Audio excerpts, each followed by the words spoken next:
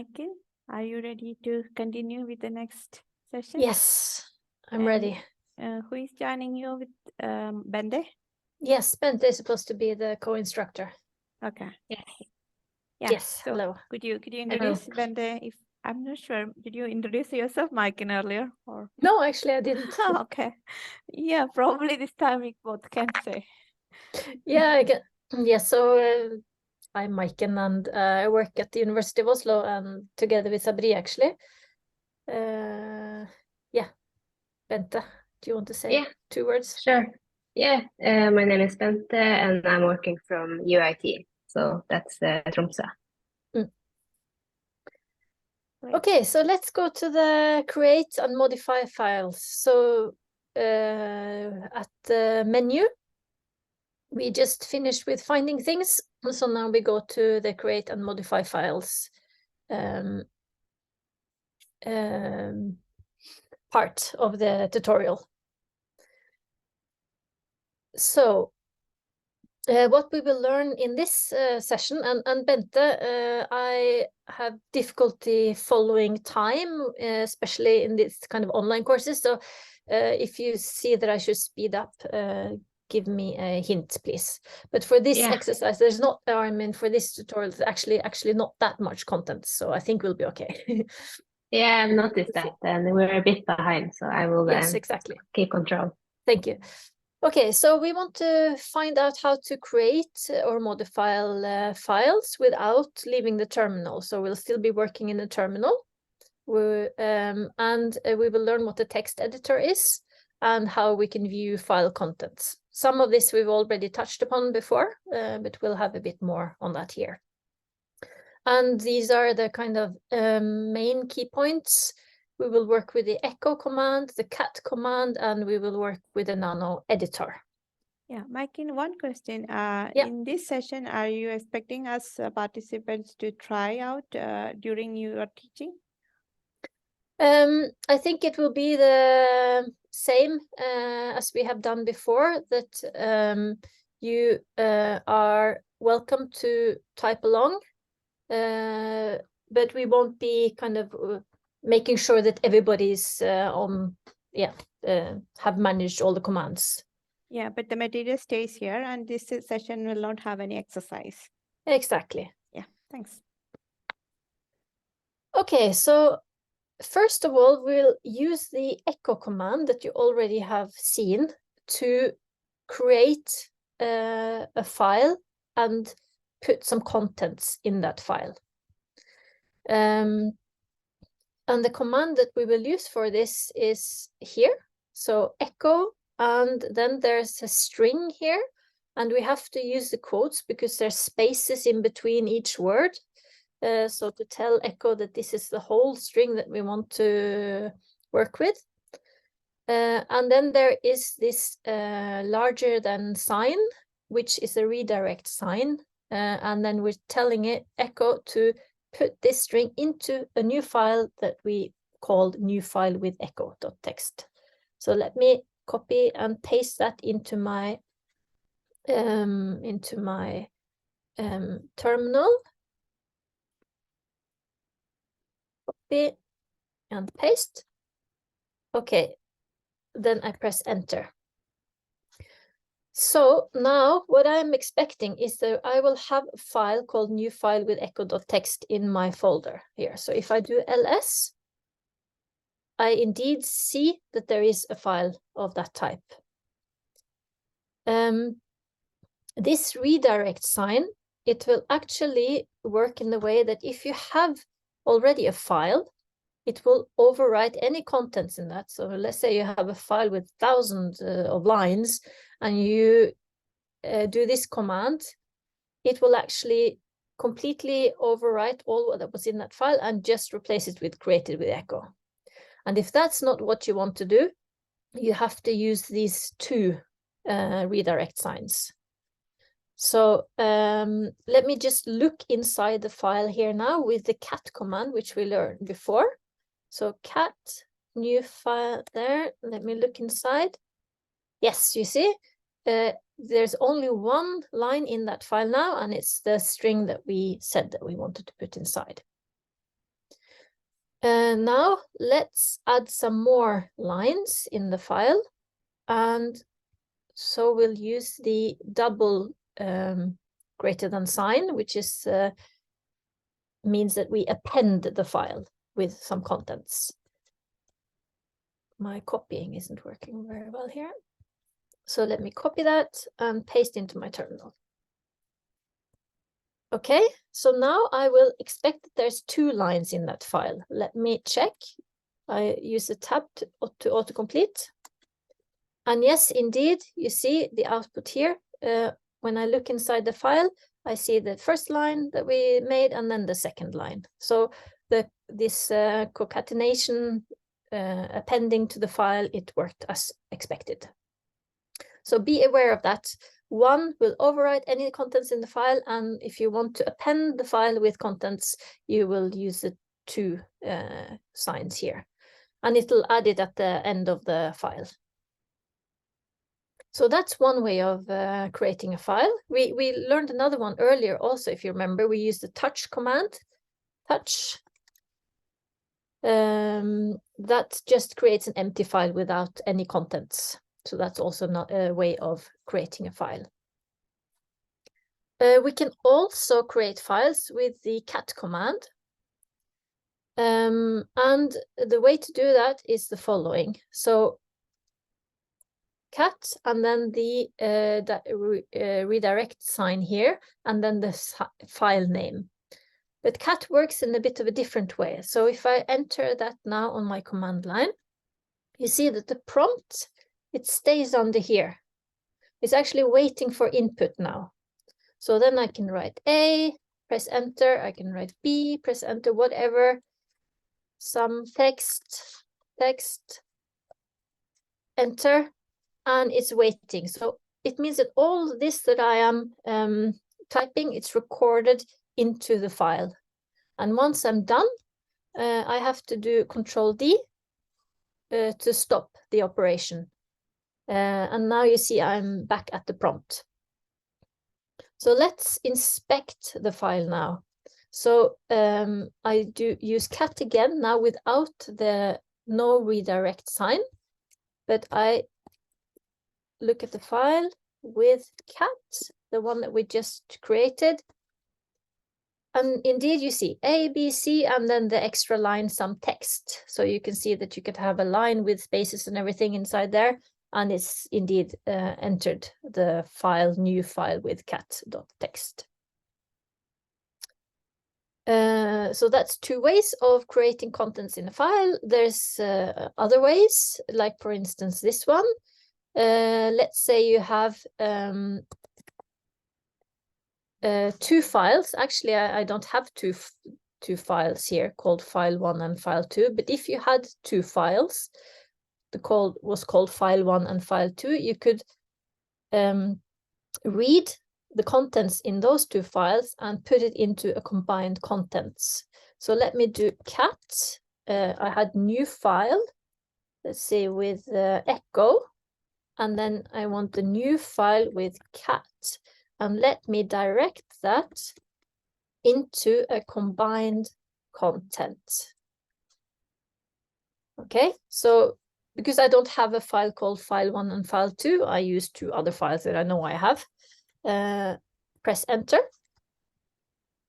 And that, yes, exactly. Now it comes, but it took it some time. Huh? It was a bit of a lag here, but okay, good. Now I should have the combined content. So let me check that file. Yes, here you see these were the 2 first lines that I put in the first file. And then these are the 4 lines that I had in the second file. And you see that I've read the contents of the 2 files and then put it in the 3rd file. Michael? Yeah. So you said that with 1 angle bracket, you overwrite, and with 2, you append. Is Yes. that only for the echo command, or is that for cat as well? That's also for cat. So that works for both. So let me try now, or at least I believe so. Let me try now, cat. Actually, I'm not 100% sure. Let's try cat. 2 of these and then combined. So more text. enter hi, and then Control D. Okay, so I'm expecting now that I should have additional text. Yes, that worked good. So we have what we had before, echo. We had what we had in the cat example, and then the new text here. So this is like typical in Unix. I mean, many of the signs and the options work in the same way for the different commands. So the star, asterisk, and this redirect and so on, it works in the same way very often for the different commands. Thank you, Bente, for pointing that out. Okay, next thing. What is a terminal text editor and why do we need one? Okay, so now we've learned that we can look inside file, we create contents in file, but it would be a bit inconvenient if we had to keep doing echo and cat and so on all the time we want to write to files. And that's why we use terminal text editors. So a terminal text editor is an editor which lives inside the terminal. And that's convenient because it's much kind of faster than working with like a full-scale graphical user interface. Like, for example, Windows. Using Windows over the network like this could be slow. So a terminal text editor is very nice and smooth when we're working over the network like we are now with SSH. There's many different ones. Some popular ones are Nano, V, or Vim. And the second one is actually the one that we end up in when we open the man page. And Emacs. I'm an Emacs user, so I'm not so familiar with the other editors. But here we will use Nano because it's actually a very nice, easy editor to use and learn, and it has like help commands to show you what to do. So let's now open the Nano editor, and we do that by writing the command nano. And if you're doing this from your laptop, probably you'll get like, if you're not logged into Saga, you'll probably get like the command is not found because you haven't installed the Nano editor. But on Saga and all the other computers, HPC computers, it's already installed. And then we will create a new file, and we just basically write the file name like that, and it'll create a new file for you. And if there was a file already with that name, it would open that file for you. So let me expand a little bit here, the window, so that you see my actual editor. And I'll put the history a bit smaller. So you see now I'm inside the editor, and I can type some text here and press enter and hi and write whatever I want. And you see that there are instructions here how to operate this editor. This bracket hat, it's the control key. So if I want to exit, I would hold down the control key and press X. If I want to save the file, this is called write out, I would hold down the control key and press O, and so on. So that's very helpful that the instructions of doing the basic operations are actually here already in the editor.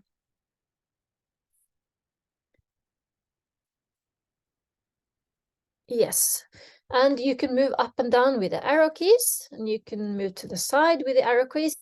You can't click to a new line, so that's what you have to get used to, that you have to use the arrow keys to move up and down.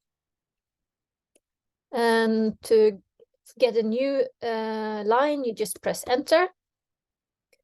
Yes, and then to save. Let's try to save the file. So I'll press Control O now. Then you see you get a window here which asks you something, and it suggests to write or to save the file as learn-nano.txt. That's what we open the file as. So if that's okay, you can just press enter. Well, actually, it might not give you any options here. Let me try that again, Control O. It actually just says that it will, yeah, exactly, okay. So if you don't want that file name, you can just type, I'm using my back key now. So you can type another name if you want. Right now, I'll just call it what they suggested. So if you're happy with it, press enter and it'll save that as that file name. Can I elaborate a little bit? Very good, do that. Yeah, so you have to be a bit mindful on what you name it. One thing is that you will make it easier for you in the future, but there are some signs you cannot use. Good, I yes. just tried with Nano. If you use like a question mark or the asterisk, it would just say cannot save to file and will not tell you why. But the reason is that there are some signs or characters that are not allowed by your operating system. Yes, and also spaces is typically a bad idea. It can work in many cases if you have a space, like when in Windows you would be very used to saving a file and it has spaces in the file name and it works completely fine, but in Unix it's a bit of a hassle. It may work, it may not work depending on the program you're using. So get used to not having spaces in the file names. For example, use a dash or an underscore instead, or capital, so to split the word. So learn nano.txt, for example. This, or learn underscore nano.txt, or learn dash nano.txt, things like that to split the words. And yes, you're exactly right. In Unix, there's characters that are not allowed in file names, like question marks and hash and things like that. So ordinary characters and underscore or dash and dot are good. Yes. Maybe, do we have time for more, or let's see what's the time now? You have 3 minutes left. Okay. Without going over time. Yeah, okay, very good. Because then I could get out of here with Control X. And let me just open Nano without any file name and see what happens. Okay, it opens. And I want some nice text in here. But then I want to save it. So I'll do Control O. Actually, let me just exit now without trying to save the file and see what happens. I'll do Control X. And then it suggests that it asks me if I want to save it or not. So that's good. It kind of protects me from forgetting to save the file. I'll press Y for yes. And then it tells me that I have to write a file name because I didn't give it a file name before. So new nano file. I don't have to really call it .text or anything. I can just call it that. Doesn't have to have an extension. An extension is just convenient for us to know what kind of file it was. And then I press enter. And then let me do ls to see if I have the files. Yeah, a new nano file here. And the other ones that I created before. Yeah. That was quick on the text editor.